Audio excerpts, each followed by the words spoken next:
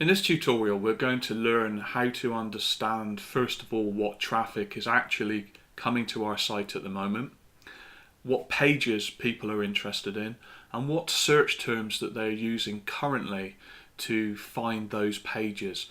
So in order for this to work properly, you will have needed to have Google Webmaster Tools, Google Search Console installed for a period of time, probably at least a few months.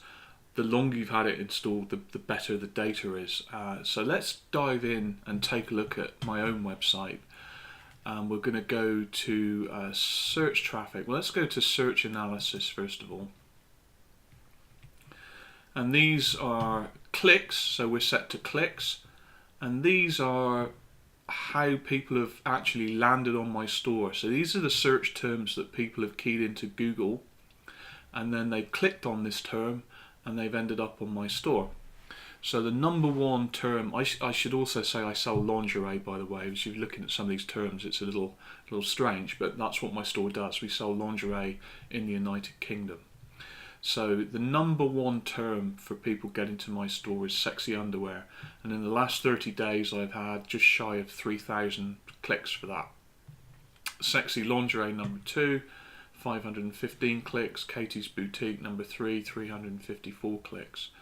So you can see all of these terms are how people currently today are finding my website with Google.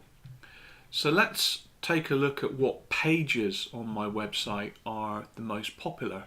So I'm going to click on pages here, and this only relates to organic traffic.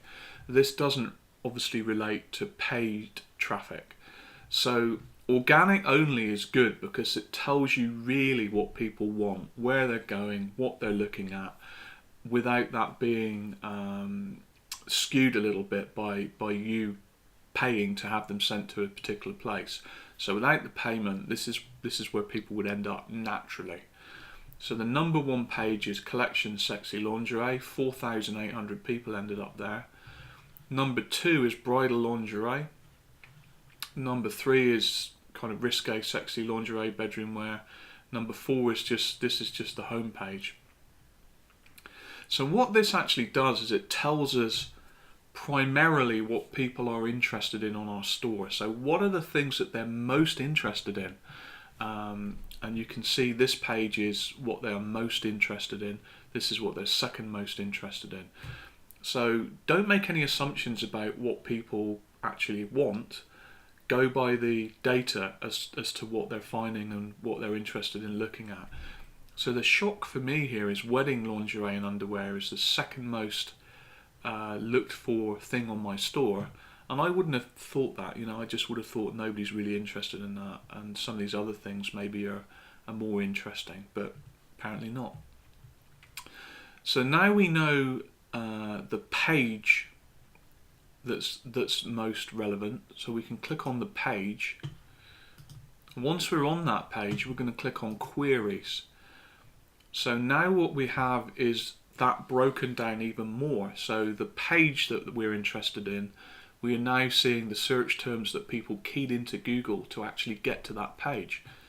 And this is really information that is going to tell us what search terms we should be concentrating on. So obviously down the bottom here, if only last 30 days, women in sexy underwear, only 6 people got to that page by using that search term, but 2,910 people got to it using the search term sexy underwear.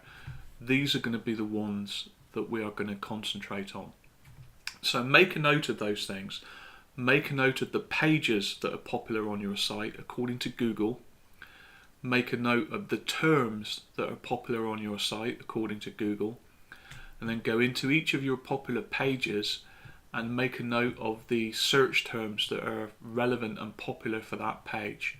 And what we can then do is we can go into some keyword research in a little while, find other keywords that support this, and then go back and make sure that those keywords are on our page, so the page is optimized for how people are already finding it.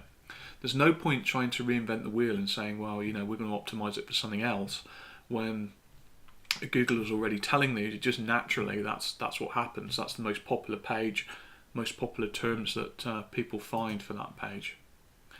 So that's a little bit of research which is useful, and with SEO, research is everything. What we're trying to find out really is as much information as possible, and then we're going to take that information and we're going to implement it on our store.